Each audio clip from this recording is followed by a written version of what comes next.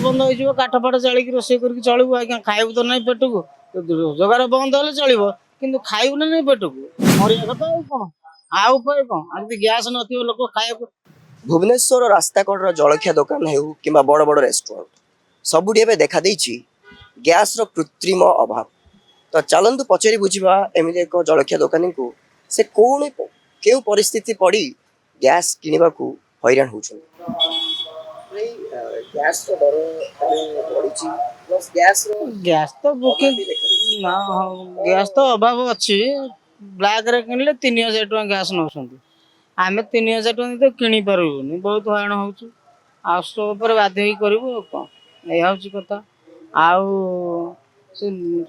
जदि बुकिंग करके आने 25 दिन के गोटे दौरान 25 दिन के घर खाइबे को चलो ना दुकान करू ना कौन करू आज्ञा सब बाटे के असुविधा होची आज्ञा हला ए होउची कथा। एभली परिस्थिति जदि आगु को जारी रहे तो आपण कौन क्षति सही दुकान पुणी चलैया लोक मरिया कथा कौन आउ उपाय कौन आदि गैस नथिबो लोक खाइबो आम घर बाहर गोटे लोक 3-4 दिन ला गैस नाही सी बर्तमान स्टोव कर पारुची कि ना काठरे भी कर पारुची काठ भी नाही स्टोव भी नाही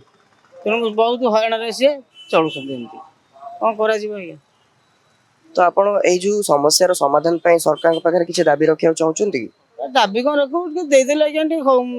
गैस टा सफिशिएंट आसिले लोक मैंने उपकृत होते टे भल चलते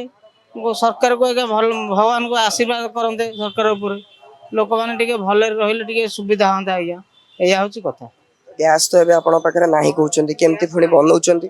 गैस ना बोले गोटे गैस घर गैस था से गैस 2 दिन पर सरजिव काली गोटे दिन हम पर दिन पुणी दुकान बंद कर देबे गोटे गैस 4 दिन 5 दिन जीव तापर 5 दिन पर पुणी बंद चलिबे केमती आपण पुणी जदी दुकान बंद रे रोजगार भी बंद हिजो आपण रोजगार बंद हो काठ फाट जाड़ी रोसे कर चलू आज्ञा खाइबू तो नहीं पेट को रोजगार बंद हेल्ले चलो कि खाइबू ना नहीं पेट को रोजगार तो बंद हो पेट को तो खाइबू ना बंचू ना ना जिनस हो रोजगार आसो कौट।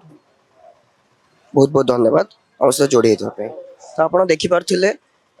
साधारण व्यवसायीटे किभली भाव परिस्थिति पड़ी गैस रो अभाव रे से हैरान होउची एवं 2 दिन पर से दुकान बंद करिवार परिस्थिति मध्ये उपजुची। तो एभली परिस्थिति रे सरकार को कौन यही पदक्षेप नेबा उचित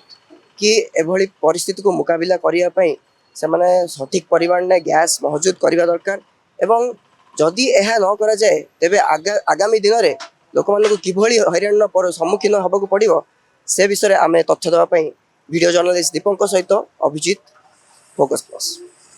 2026-27 बजेट रे कृषि और कृषकों सर्वांगीन विकास को सर्वाधिक प्राथमिकता देइछंती लोकंको मुख्यमंत्री श्री मोहन चरण माझी। चाषी मानक आर्थिक सशक्तिकरण पई व्यापक सहायता राशिर व्यवस्था सह कृषि क्षेत्र में आधुनिक ज्ञानकौशल और यांत्रिकीकरण को प्रोत्साहन देबा पई अनेक गुरुत्वपूर्ण पदक्षेप ग्रहण करिसंती। समृद्ध कृषक योजना पई 6088 कोटी, पीएम किसान योजना रे 20,230 कोटी,